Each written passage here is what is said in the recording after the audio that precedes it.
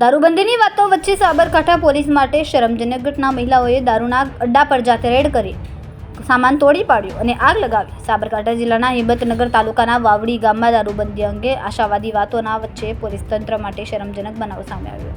ગામમાં ચાલી રહેલા દારૂના ખુલ્લા ધંધાની સામે ગ્રામજનો, ખાસ કરીને મહિલાઓનો કંટાળો અને ગુસ્સો હવે ઉગ્ર સ્વરૂપે સામે આવ્યો છે.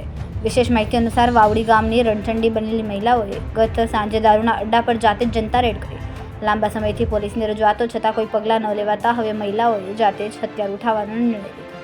મહિલાઓએ દારૂના અડ્ડાઓ પર પહોંચીને પતરાનો ગલ્લો ઊંધો પાડી દીધો અને ત્યાં હાજર દારૂ ગાળવાનું સાધન તોડી નાખ્યું. કેવળ તોડી નાખ્યું નહીં, પણ સમગ્ર સામાનમાં આગ લગાવીને પોતાનો રોષ વ્યક્ત કર્યો.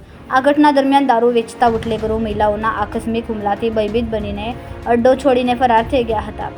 સ્થાનિક સ્તરે એવું કહેવાય છે કે ગામભોઈ પોલીસ મથકના કેટલાક અધિકારીઓ બુટલેગરોને આશીર્વાદરૂપ સહારો આપી રહ્યા છે અને તેથી પોલીસ કોઈ કાર્યવાહી કરતી ન હતી. આ ઘટનાથી સ્પષ્ટ થાય છે કે સરકાર અને પોલીસ દ્વારા દારૂબંધીની જાહેરાતો છતાં ગ્રાઉન્ડ રિયાલિટી એકદમ અલગ છે. હવે સ્થાનિક સમાજે જ દારૂબંધી અમલમાં લાવવાનું બીડું ઉઠાવ્યું હોય તેમ લાગે છે. ગ્રામજનોની માંગ. મહિલાઓના સહિતના ગામના રહેવાસીઓએ હવે સરકાર અને ઉચ્ચ પોલીસ અધિકારીઓ સમક્ષ માંગ ઉઠાવી છે કે દારૂના ધંધાઓને બંધ કરાવવા માટે કડક પગલાં લેવાય અને ગુનેગારો સામે કાયદેસરની કાર્યવાહી થાય.